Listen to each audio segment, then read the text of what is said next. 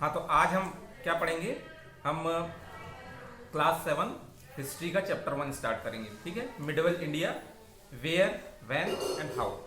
ठीक है, तो देखिए लास्ट ईयर 6th क्लास में हमने पढ़ा था एंशिएंट इंडिया। अब इस साल हमको पढ़ना है मिडवल इंडिया और नेक्स्ट ईयर हम पढ़ेंगे 8th क्लास में मॉडर्न इंडिया। तो एक्चुअली ये जो क्लासिफिकेशन किया गया है ये फॉर स्टडी पर्पस किया गया है ना, कि ancient India, medieval India and modern India. तो इंडिया की जो हिस्ट्री है, वैसे ओवरऑल हिस्ट्री को जो है वो दो पार्ट में बांटते हैं। एक होता है प्री हिस्ट्री पीरियड और दूसरा होता है हिस्टोरिकल पीरियड। तो प्री हिस्ट्री मतलब जिसके लिए हमारे पास कोई रिटर्न रिकॉर्ड्स अवेलेबल नहीं है, that is called pre history. और जिसके लिए हमारे पास रिटर्न रिकॉर्ड्स अवेलेबल है वो कहलाता है हिस्ट्री। ठीक है,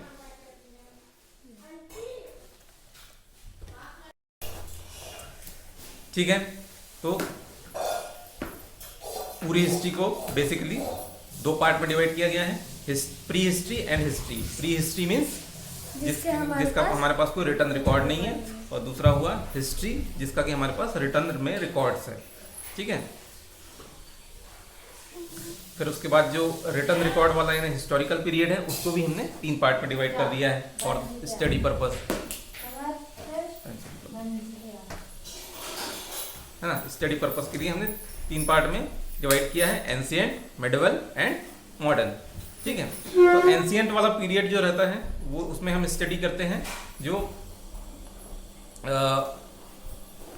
सिंधु घाटी सभ्यता वाला जो है ना, इंडस वैली सिविलाइजेशन या हड़प्पा सिविलाइजेशन से स्टार्ट करते हैं। फिर उसके बाद वैदिक सिविलाइजेशन, फिर वो महाजनपद वाला पीरियड आता है। ठीक है, फिर मगध वाला पीरियड आता है।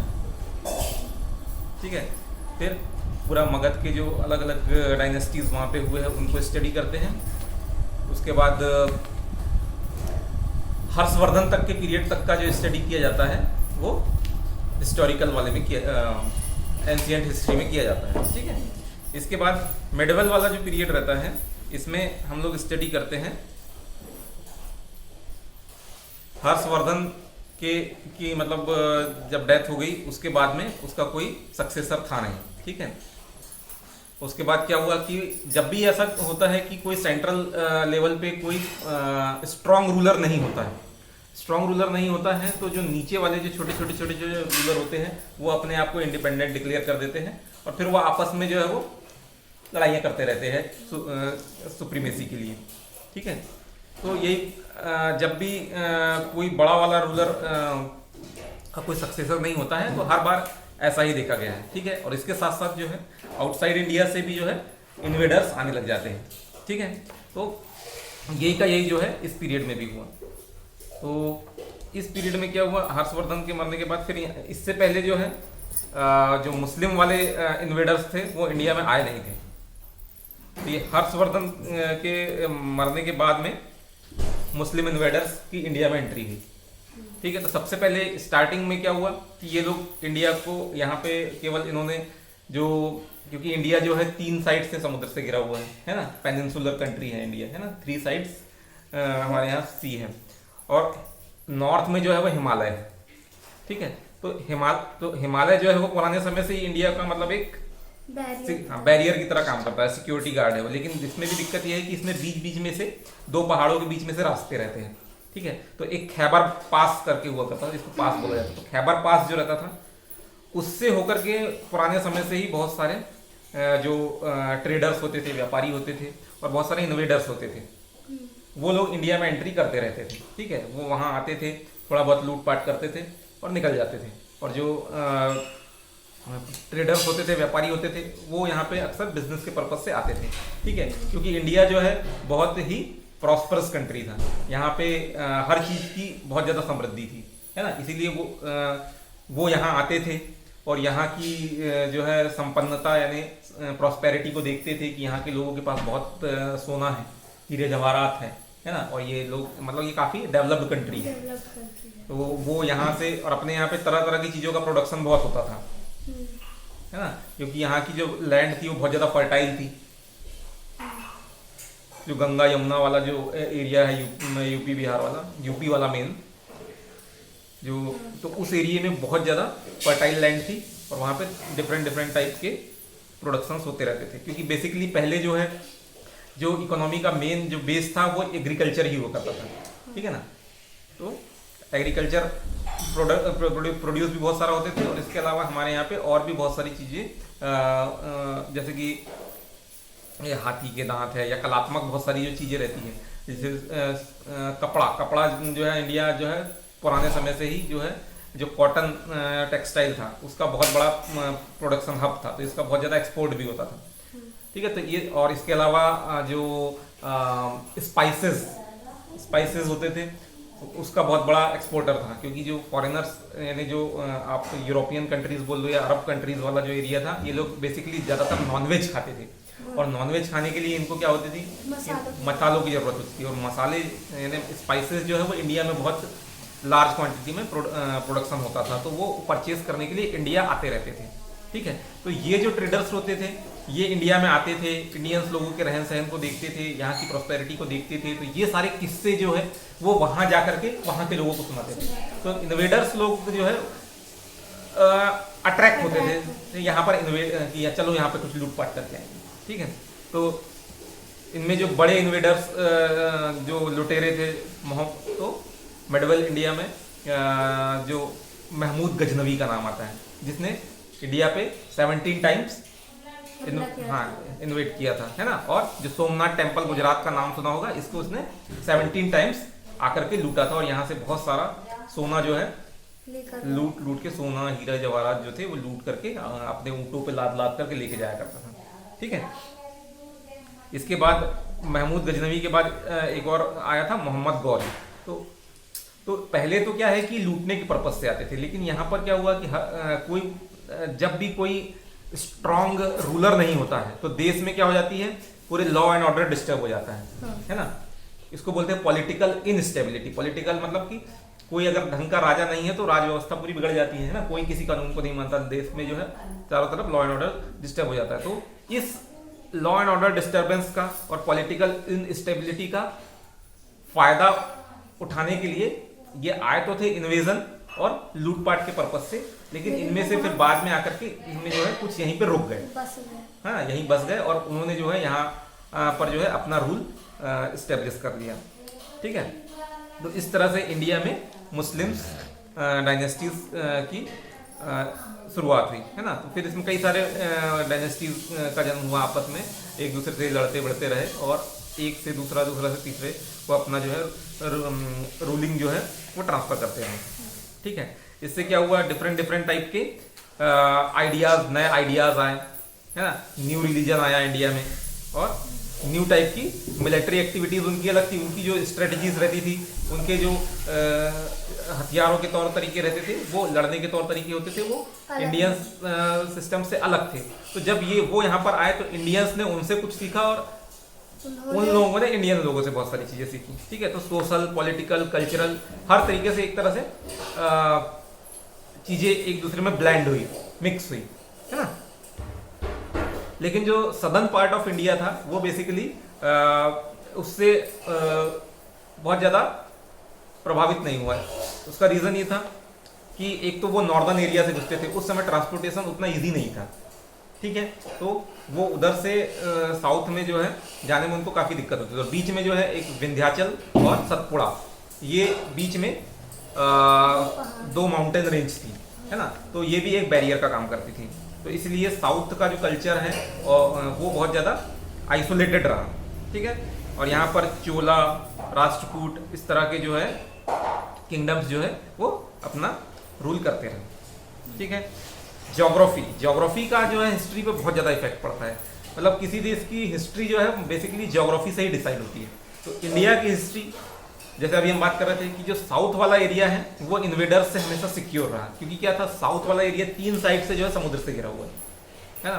तो समुद्र को क्रॉस करके साउथ इंडिया में अटैक करना, इन्वेड करना, it is very difficult for them, है ना। तो इसलिए साउथ वाला हमेशा जो है एंट्री के लिए रास्ता इजी, उनको जो पास मिलता था वो नॉर्थ साइड से हिमालय के जो पासेज है उनसे मिलता था, ठीक है, जैसे कि खैबर पास, है ना। तो वहाँ से वो इंडिया में घुसते थे। तो इसलिए इसके कारण क्या है, इनके इन्वेजन के चलते क्या होता था कि नॉर्दर्न इंडिया में हमेशा डिस्टर्बेंसेस भी हुआ करते रहे, लेकिन जब स्ट्रांग रूलर होते थे तो वो इनको कंट्रोल में रखते थे, है ना, और वो ज़्यादा कुछ लूटपाट नहीं कर पाते थे। लेकिन जब पॉलिटिकल इनस्टेबिलिटी रहती थी तब ये ज़्यादा आकर के परेशान करते थे, ठीक है। और मिडवेल इंडिया में तो आकर के ये परमानेंटली यहाँ पे बस ही गए मुस्लिम इन्वेडर्स, ठीक है।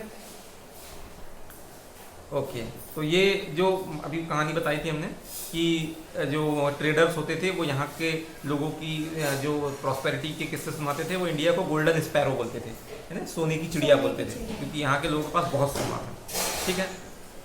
ओके, तो जो ज्योग्राफी होती है वो ओवरऑल इंडिया किसी भी कंट्री के हिस्ट्री को डिसाइड करती है कि उसमें किधर से वो कितना सेफ रहेगा, उधर किधर से कौन इन्वेडर आएगा नहीं आएगा, है ना। तो उस ज्योग्राफी की बात हम पहले कर चुके हैं। नेक्स्ट आता है द डिफरेंट नेम्स ऑफ सब कॉन्टिनेंट। तो इंडिया के क्या है, डिफरेंट टाइम पे और डिफरेंट लोगों ने इसके अलग अलग नाम दिए, ठीक है।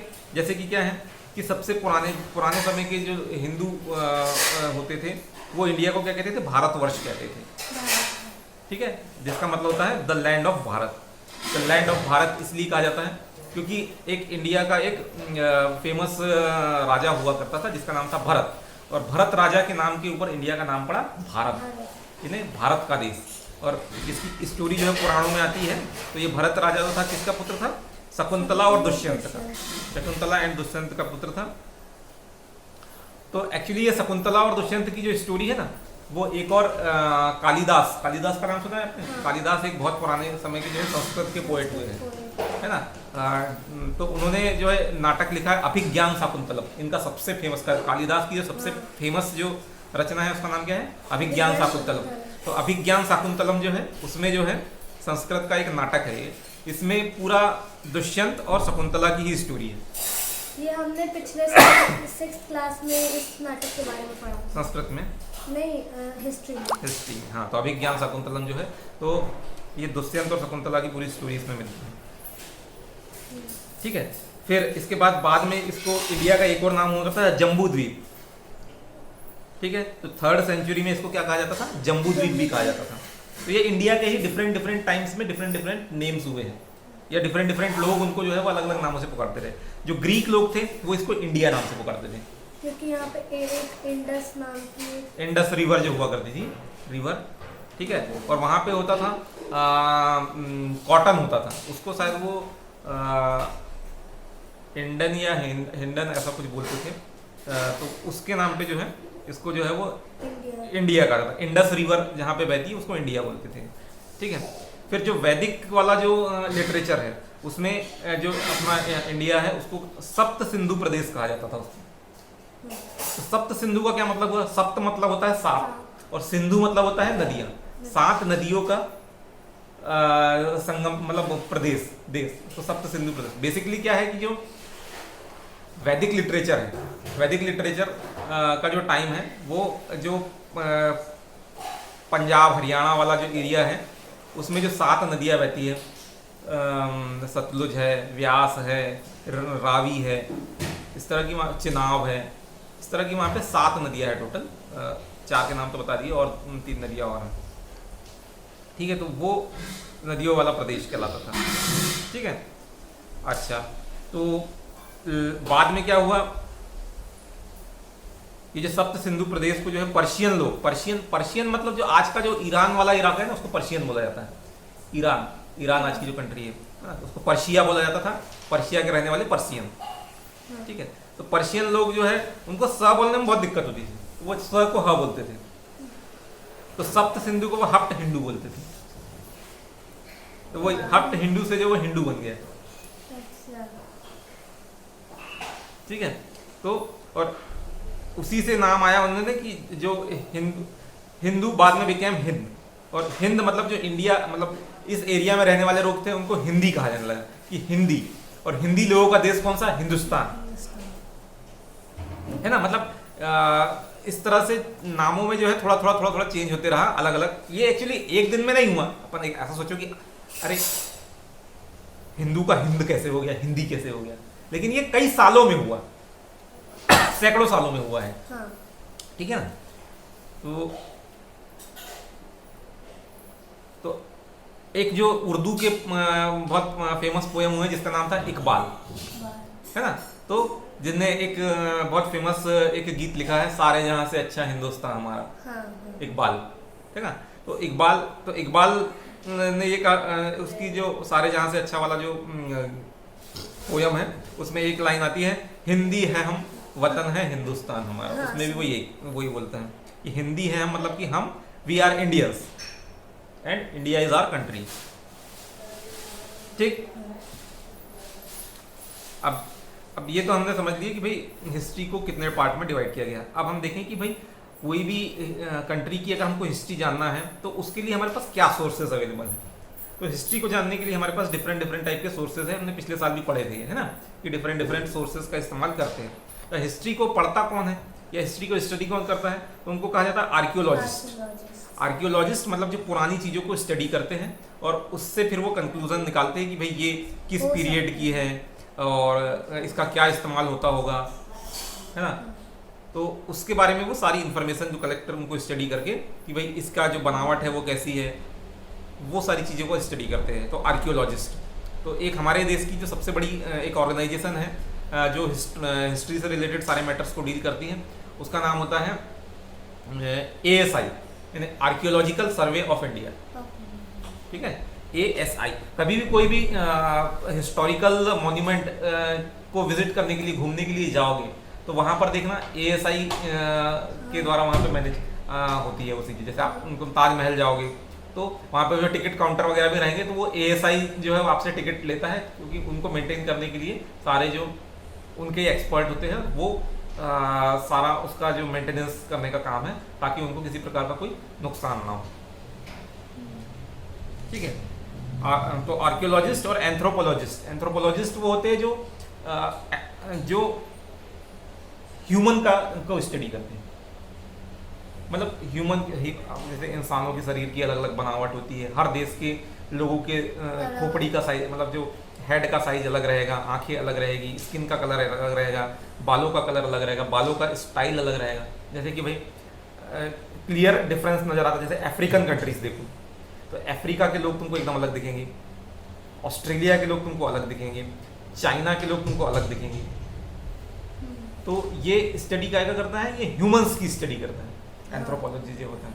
और अच्छा, ये तो अलग अलग रीजन की बात हुई। इसी तरह से अलग अलग टाइम में, मतलब कि आज से 5000 साल पहले के इंसान कैसे थे, आज से 50,000 साल पहले के इंसान कैसे थे, आज से 5 लाख साल पहले के इंसान कैसे थे, उनके जो फिजिकल जो बनावट है उसमें किस तरह से चेंजेस आए। जैसे इंडिया को भी ह्यूमंस के भी बारे में कहा जाता है कि अभी वाले को बोलते हैं कि भाई अभी जो इंसान है वो होमोसेपियंस कहा जाता है ना।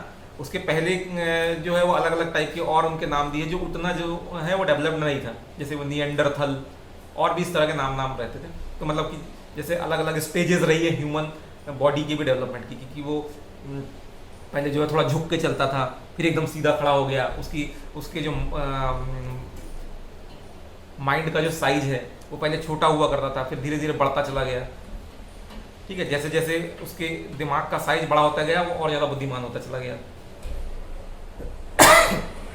ठीक है, तो ये एंथ्रोपोलॉजिस्ट लोग करते हैं। इसके बाद सोर्सेज ऑफ इंफॉर्मेशन क्या है हिस्ट्री को जानने के लिए, तो इंस्क्रिप्शंस है, कॉइन्स है, मॉन्यूमेंट्स है, स्कल्पचर्स एंड पेंटिंग्स है ना, लिटरेरी वर्क है, और ट्रैवलर्स अकाउंट या ट्रैवलॉग।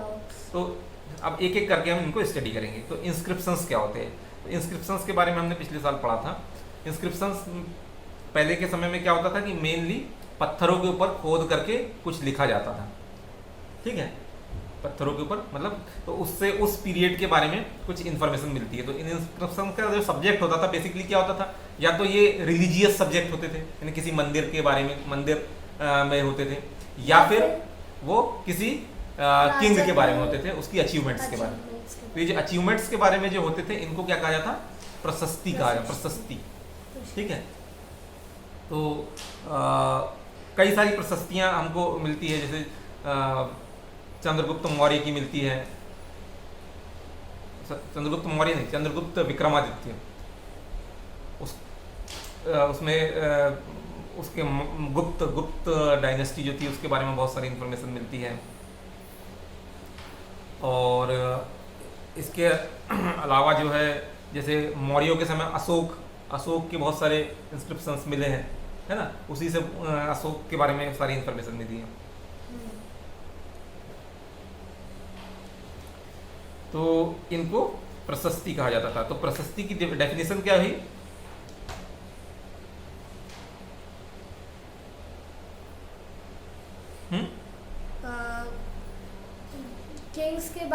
किंग्स की जो अचीवमेंट्स होती हैं उन्हें जब किसी फॉर्म में स्टोर करते हैं तो उसे प्रशस्ति कहते हैं।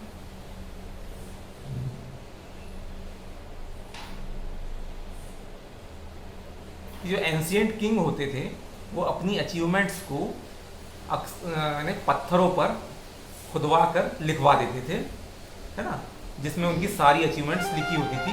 और ये जो इंस्क्रिप्शन होती थी इन्हीं को अचीवमेंट कहा जाता था। ठीक है, इंस्क्रिप्शन क्या हुआ? Inscriptions are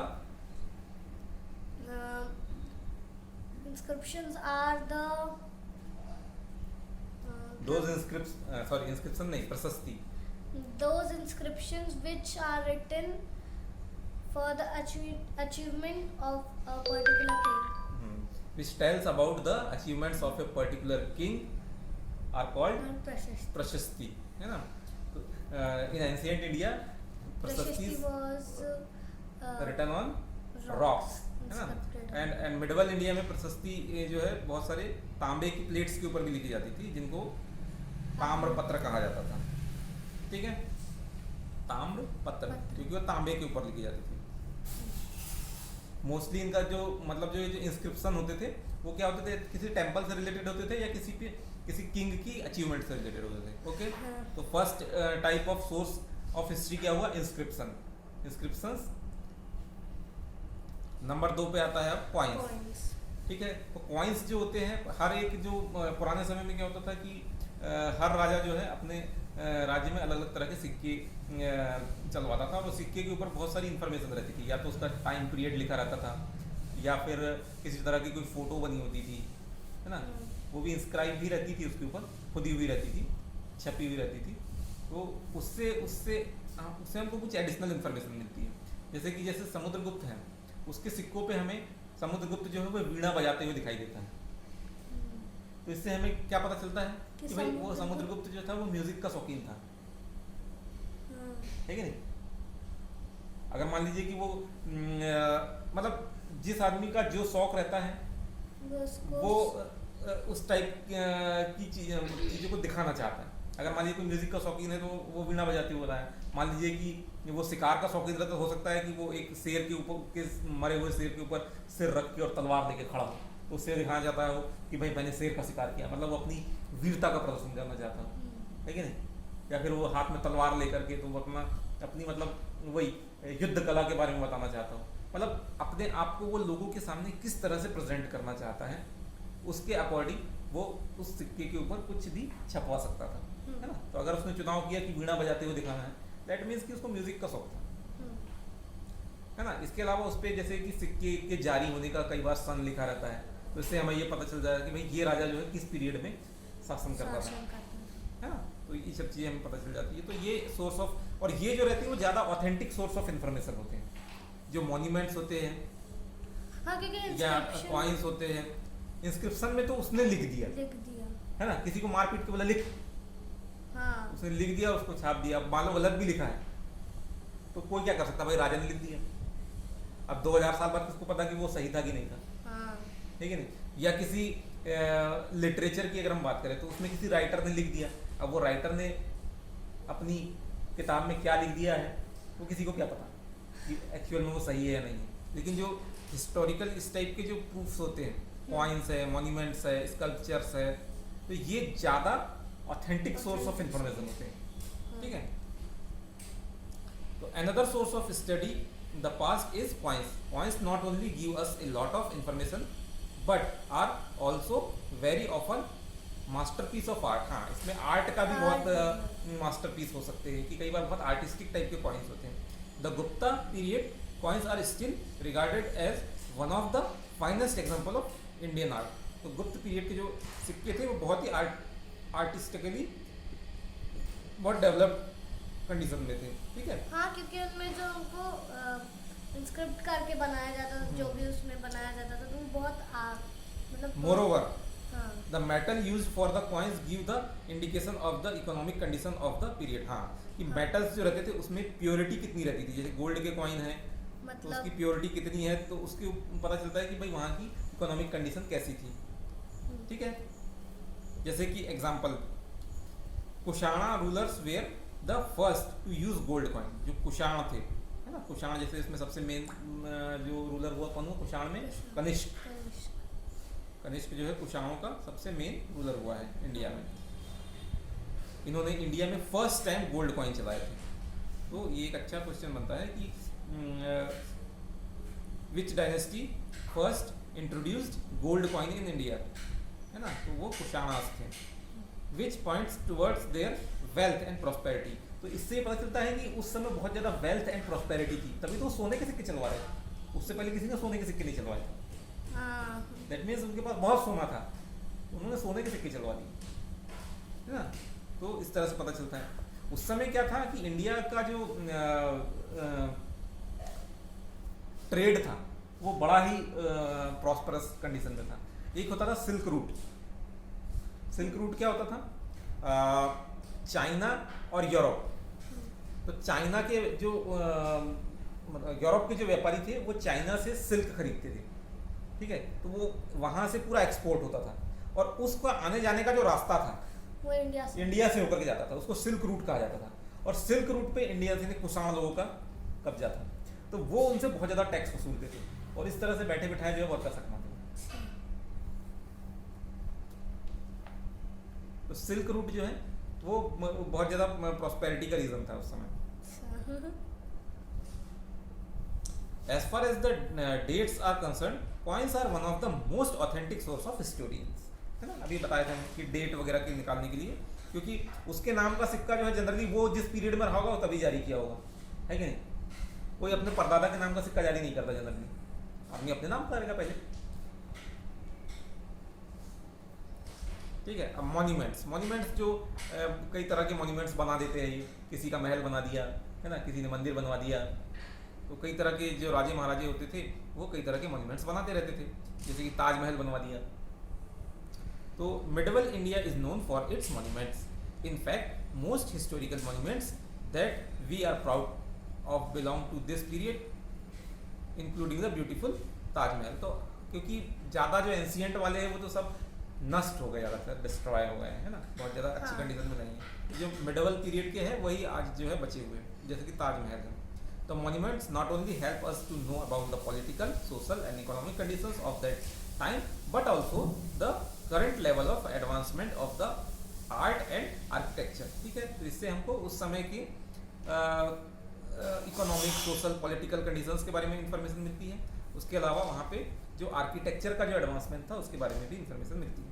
this was the time when Turkish architecture blended with Hindu architecture. तो हमने बताया ना कि जब मुस्लिम इन्वेडर्स इंडिया में आए और उन्होंने यहाँ पे अपना रूल इस्टेब्लिश किया, तो उसके बाद क्या हुआ कि ब्लेंड हुआ यहाँ की सोशल, पॉलिटिकल, कल्चरल और आर्ट में भी जो है इंडियन वाला जो आर्ट था और वो टर्किश वाला आर्ट था, उसमें उनका सब ब्लेंड हुआ, है ना, कि वहाँ के लोगों ने यहाँ से इफेक्टेड हुए और यहाँ वाले जो है वहाँ वालों से इम्पेक्टेड हुए, है ना।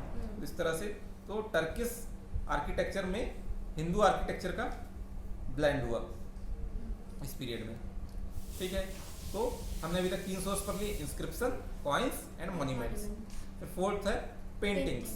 Paintings help us to know many details of the culture and society of any time period. They tell us about the different social customs and way of dressing, jewellery, impact of religion, festivals, village life, city life and so on. तो ये actually social and cultural background को समझने के लिए कि भाई उस समय के लोग कैसे कपड़े पहनते थे, क्योंकि पेंटिंग में कपड़े भी होंगे तो उससे पता चलेगा किस तरह के कपड़े पहनते थे, किस तरह की ज्वेलरी वो पहनते थे, है ना, उनका रिलीजियस बिलीफ्स क्या थे, तो उनके कौन से फेस्टिवल, क्योंकि कई फेस्टिवल के पेंटिंग्स होती है, किसी गांव के घर की पेंटिंग है ना, या वो कुछ कोई एक्टिविटी कोई उत्सव मन रहा है उसकी पेंटिंग है, तो उससे हमको उस समय के टाइम में लोग किस तरह से रहते थे, उनका रहन सहन क्या था, है ना, इन सब के बारे में इनके बारे में जानकारी मिलती है। Not only historians but anyone can visualise the past by looking at paintings. ठीक है, तो हम उसको आधार पे हम विजुअलाइज कर पाते हैं कि यार कैसे रहते होंगे वो लोग।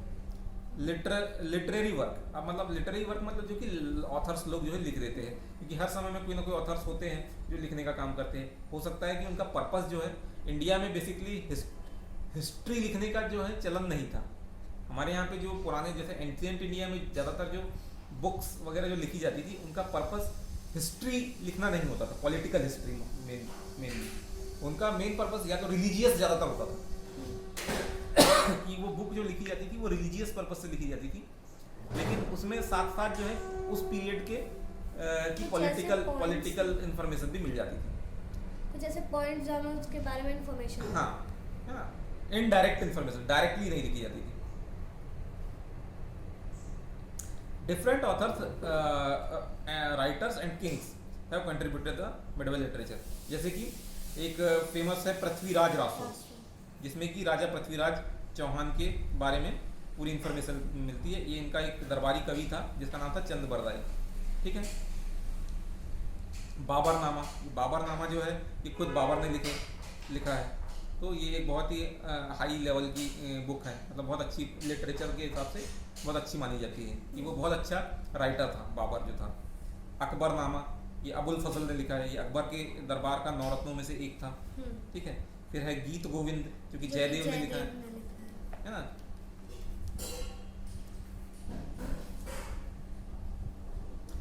तो इस तरह के हमको जानकारियाँ मिलती है। इनमें बहुत सारी पॉलिटिकल, सोशल और तरह तरह की जानकारियाँ मिलती रहती हैं। ट्रैवलॉग क्या होते हैं कि बहुत सारे ट्रैवलर होते हैं जो जिनको दुनिया घूमने का शौक रहता है, तो वो जगह जगह घूमते रहते हैं और वहाँ पे उनको जो भी देखते हैं वो सब अपने ट्रैवलॉग्स में लिख देते हैं। बहुत सारे ट्रैवलर्स या फिर ट्रेडर्स भी आते हैं। हाँ, तो उनको भी ट्रैवलॉग लिखने का शौक रहता था। जैसे कि एक अलबरूनी बहुत फेमस है ना, हाँ। जो कि मोहम्मद गजनी के साथ आया, महमूद गजनी के साथ आया, गजनवी के साथ आया। हाँ। ठीक है, महमूद गजनवी के साथ आया था और इसने एक बुक लिखी है जिसका बहुत फेमस बुक है ये, तहकीक ए हिंद। क्या बुक लिखी है? तहकीक ए हिंद। किसने लिखी है? अलबरूनी ने। ये किसके साथ आया था? महमूद गजनवी के साथ। महमूद गजनवी वही है जिसने सोमनाथ के मंदिर को 17 बार लूटा था। ठीक है, इसके बाद एक और है इब्न बतूता। इब्न बतूता भी बहुत फेमस ट्रैवलर है। आगे चल कर के कोई भी कॉम्पिटिटिव एग्जाम की जब आप तैयारी करोगे तो ये बहुत फेमस टाइप के क्वेश्चन है, या कॉम्पिटिटिव एग्जाम या इन फ्यूचर भी कोई भी एग्जाम देते हो तो ये बहुत फेमस टाइप के क्वेश्चन है हिस्ट्री से, है ना, कि अलबरूनी कौन था, किसके साथ आया था, उसकी बुक का नाम क्या है ना। तहकीक ए हिंद, हिंद मतलब इंडिया, तहकीकात होती है ना, वैसे तहकीक ए हिंद मतलब हिंद की में उसने आकर के जो चीज़ देखा उन चीज़ों को उसने इस बुक में लिखा हुआ है। फिर इब्न बतूता ये मोरक्को का था। कहाँ का? मोरक्को एक अफ्रीकन कंट्री है, वहाँ का एक ट्रैवलर था ये। हाँ, ये लिखा हुआ है। और इसने मोहम्मद बिन तुगलक के टाइम में इंडिया में विजिट किया था। ठीक है, he recorded his travel experience in an account called Rihla. इसकी जो बुक है इसका नाम क्या है? Rihla, which literally means the journey. What is the meaning of the Rihla? Means journey. ठीक है, इसके अलावा मार्को पोलो करके था, मार्को पोलो एंड मनुची करके एक ट्रैवलर हुआ करता था, ये इटली से थे। ठीक है, Marco Polo and मनुची who came from Italy wrote interesting accounts about their travels and their visits to India। ठीक है, तो अभी तक हमने कितने ट्रैवलर पढ़ लिए?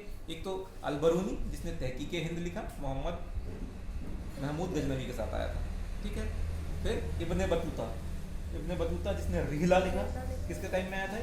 मोहम्मद बिन तुगलक के टाइम में रिहला, जिसका मतलब होता है द जर्नी। जर्नी। इसके बाद मार्को पोलो एंड मनुची। मनुची जो थे ये इटली से आए थे और इन्होंने भी डिफरेंट टाइप के अपने ट्रैवलॉग्स लिखे हैं। ठीक है, तो इस तरह से हमारा ये खत्म हो जाता है। तो आज हमने जैसे कुछ की टर्म्स सीखे।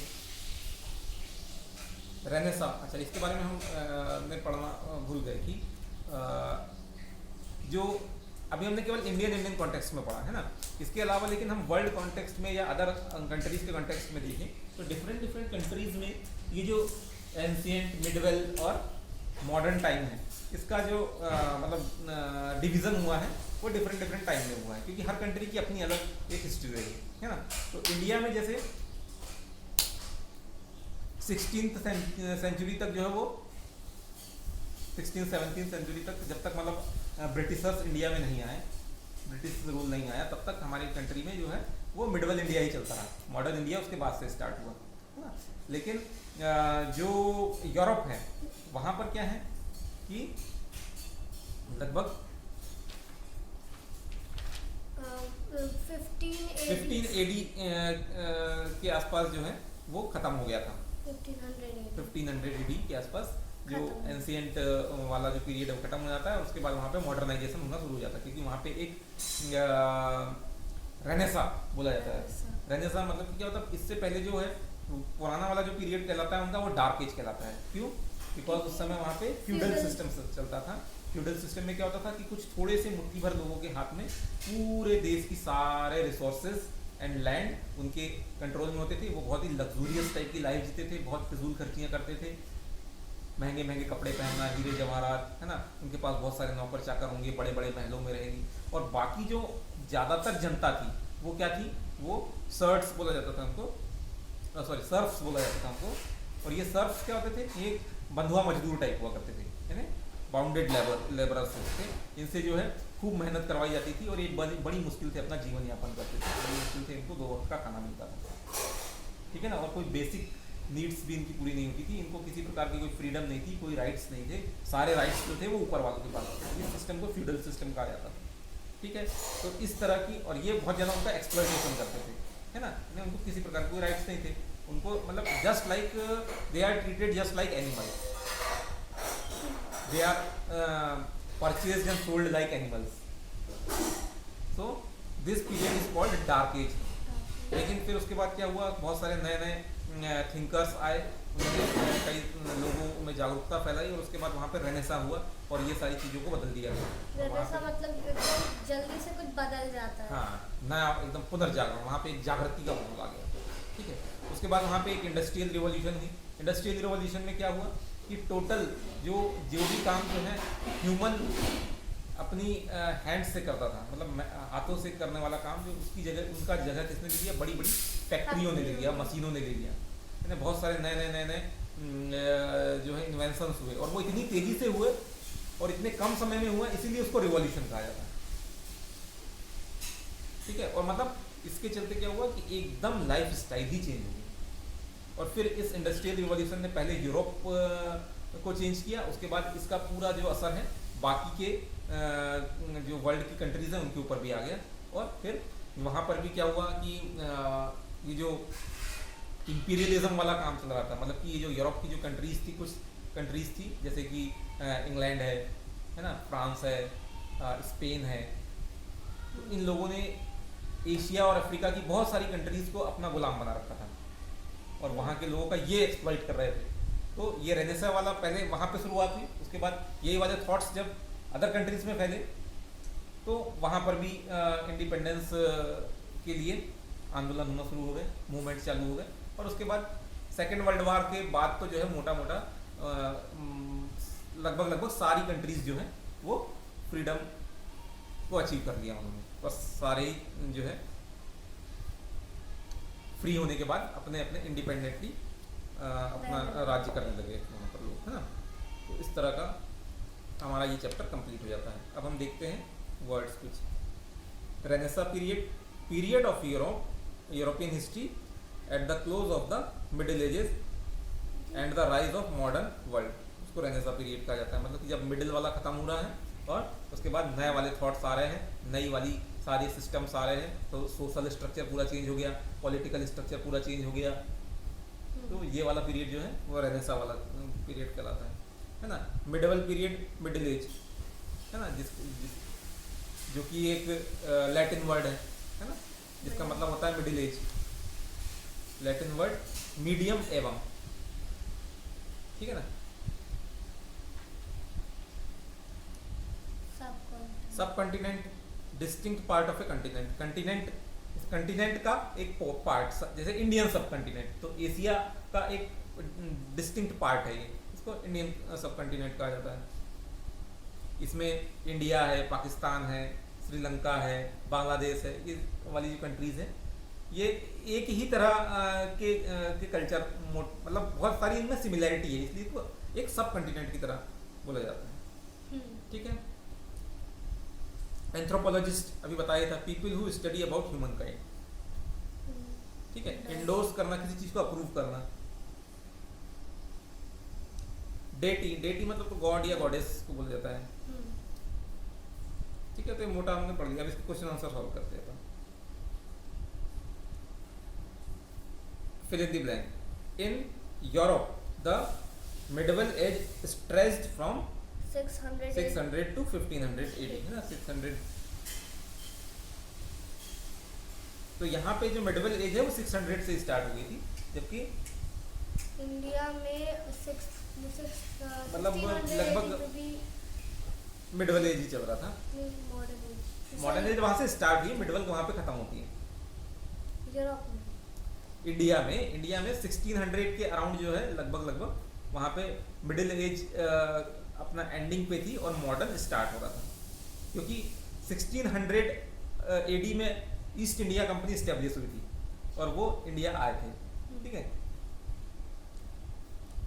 तो लगभग 100 साल और चला था इंडिया में मिडिल एज, और इनके यहाँ पे जो है 1500 के अराउंड खत्म हो गया था, यानी ये 200 साल आगे थे अपने से, इसीलिए इन लोगों ने अपने यहाँ पे 200 साल लाके राज किया, है ना। For Hindus India is known as Bharat या भारतवर्ष, है ना। Geet Govind was written by Jaidev and Akbarnama is written by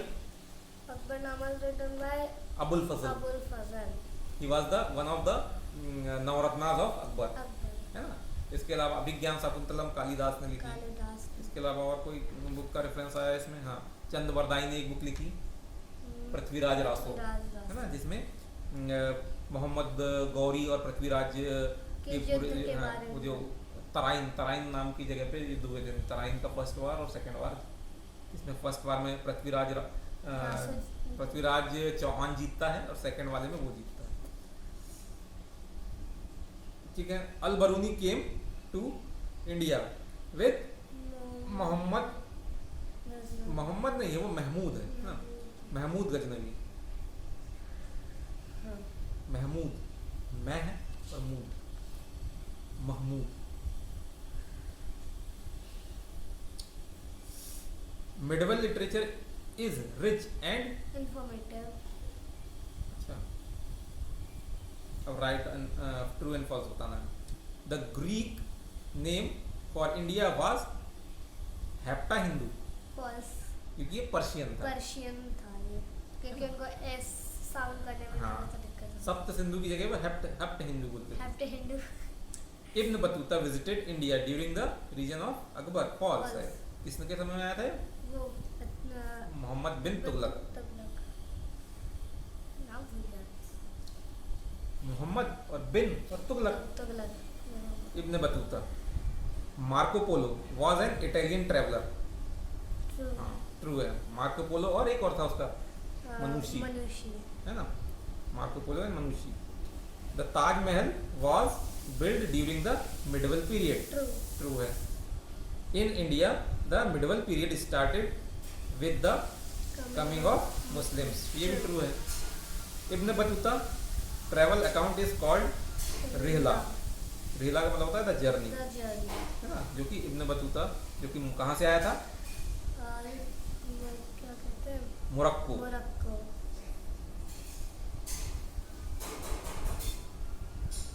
gold coins were first issued by the Kushan Kushanas. What और ये क्या शो करते हैं? Their prosperity richness and richness. The study of inscription is called epigraphy epigraphy. अच्छा, answer the following questions briefly. Name the 3 stages of history. history 3 stages of history are ancient medieval and modern spelling से याद रखना इनकी। yeah Why was India known as the golden sparrow? India was known as the golden sparrow because of its richness and prosperity. Why was South India not affected by invasions? South India was not affected by the invasions because it was surrounded by oceans from 3 sides.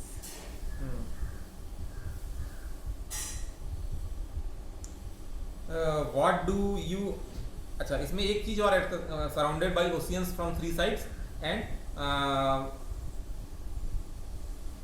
2 mountain ranges, Vindhyachal and Satpura are situated on the northern part of South India, which also acts as a barrier for the invaders. हाँ, ये भी लिख सकते हैं अगर याद रहे तो, मतलब और ना इसमें ना भी लिखे तो भी अपने को पता तो रहे एटलीस्ट। कभी किसी एग्जाम में ऑब्जेक्टिव टाइप में आए तो हमको एक ये रीज़न भी पता रहे कि इन्वेडर्स के लिए वहाँ पे एंट्री करना इसलिए भी मुश्किल था कि नॉर्थ साइड से एक तो सतपुरा एंड विंध्याचल जो थे वो एक बैरियर का काम करते थे और साउथ में 3 साइड से पेनिनसुला होने की वजह से 3 साइड से समुद्र से घिरे हुए थे। Explain in detail the different names of India. For the Hindus, it was known as Hindustan, Bharatvarsh or the land of Bharat. ठीक है। Number 2 Number 2, for the Greeks, it was known as India. Third, for the West. देखो इसको उसमें एक एक करते हैं। First हुआ हिंदू। तो हिंदू के लिए भारतवर्ष। हाँ, हिंदू के लिए in ancient India Hindus know the country as Bharatvarsh और भारत, लैंड ऑफ भारत। ठीक है। Number 2, in 3rd BC it was known as Jambudweep. ठीक। इसके बाद Greeks are calling were calling this country as India, है ना। फिर उसके बाद आते हैं पर्शियन। अच्छा, in Vedic period India was known as Sapta Sindhu and Persians pronounce that Hapta Hindu. Later Hapta Hindu became Hindu और हिंदू से हो गया वो हिंदी और हिंदी से ही बना हिंदुस्तान। ठीक है।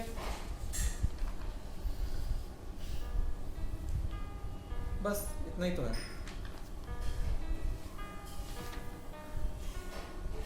तो इसको लिखोगे कैसे? इसका लिखा हुआ है क्वेश्चन आंसर। 5 पॉइंट्स लिखवाए थे मैंने, जैसे आपने बताया है वैसे। ठीक, वही 5 पॉइंट की एक तो एकदम हिंदू लोगों के लिए क्या था, फिर एक ये 3rd BC में इसको जम्बूद्वीप का, मतलब भारतवर्ष, जम्बूद्वीप, इंडिया, सप्त सिंधु और हिंदुस्तान। 5 नाम हुए इंडिया के। ठीक है। भारतवर्ष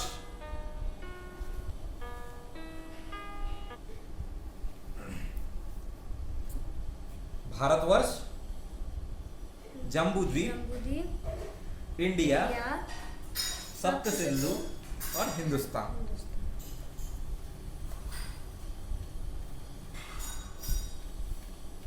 और इकबाल महाशय ने भी यही कहा है कि हिंदी है हम वतन है हिंदुस्तान हमारा।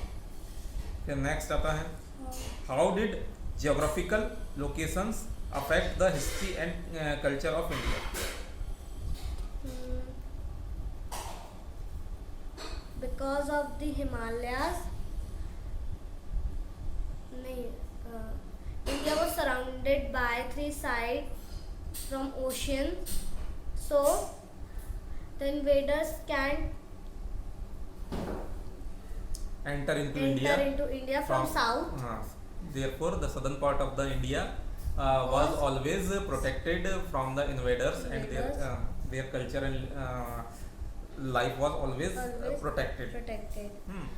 From Or- the northern sides, Himalayas act as the barrier for the invaders. for the invaders. But But there was a pass called Khyber Pass, from where from where traders and invaders enters to entered to India from the northern part. Hmm. And southern part was also secured because of the two mountain ranges, Vindhyachal and Satpura. Hmm. है ना? Very good. A3 ये वाला. Yeah. A2 में क्या लिखा है? तो इनके क्वेश्चन आंसर लिखे हैं आपके पास? हाँ है ना.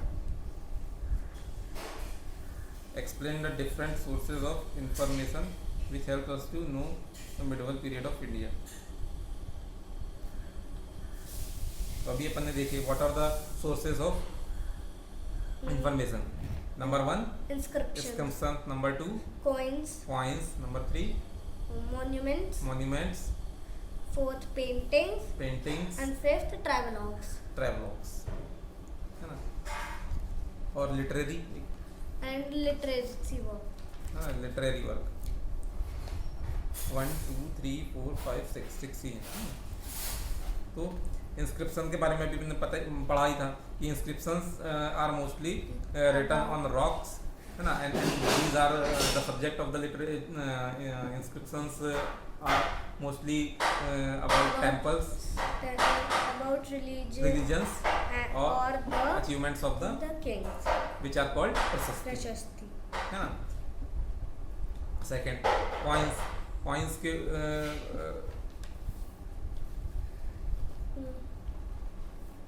coins are the most authentic source of information about any age or ruler.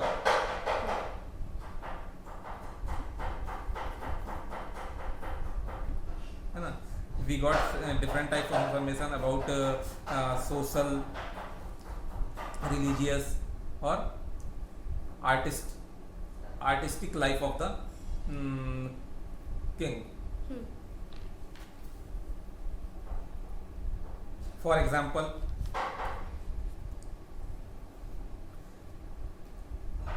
coins of Gupta period are regarded as one of the finest example of Indian art. Indian art. For example, coins of Gupta period is very good Example of Indian art, Indian art. The coins of Gupta periods are very good example of Indian art. फिर second है the Kusanas have first started gold coins in India, which indicates the prosperity of the Kusana period, है ना. तो ये हो गया coins के बारे में. फिर monuments,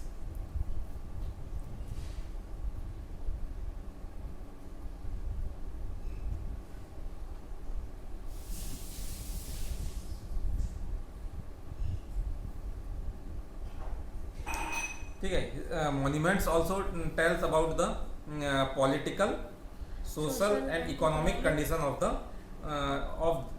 that time, and also tells about the advancement of art and architecture, है ना. In the medieval time, Turkish and Indian architecture blended with each other and created a new form of art.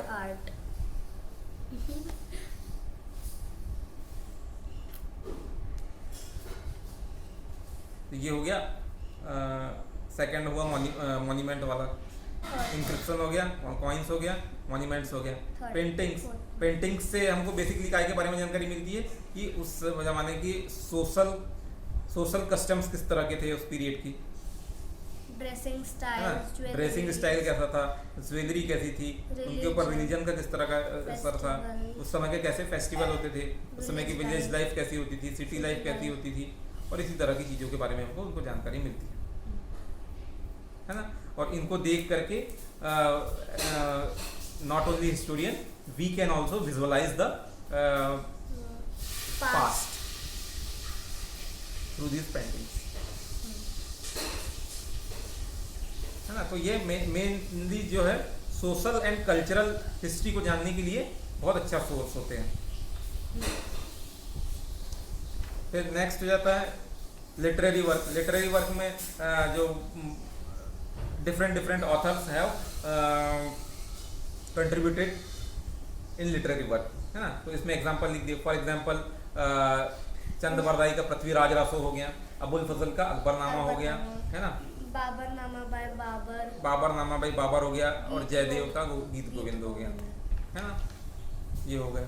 तो इनसे हमको उस period की के different angles जो रहते हैं, political, social and economic history के बारे में हमको इन्फॉर्मेशन मिलती है।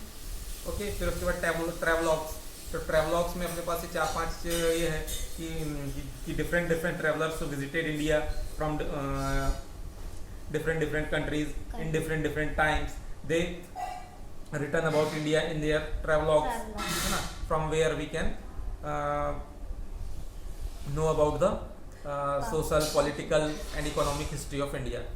और एग्जाम्पल के लिए अपन दे सकते हैं कि Al Biruni who came with Mahmud Ghaznavi, he written a book called Tahqiq e Hind, Tahqiq e Hind. फिर इसके बाद Ibn Battuta Morocco, Ibn Battuta came from Morocco, he written Rihla, है ना, रिहला। फिर मार्को पोलो एंड मनुषी came from Italy, they also written about their travelling experience which are very important to know the past history of India. history of India. इस तरह की सारी चीजें हो गई। अब तुमने इस तरह से पढ़ लिया, अब तुमको सारी चीज दिमाग में बैठी हुई है, बैठी हुई है, तो अगर याद ना आए कुछ तो अपने हिसाब से बना करके लिख सकते हो।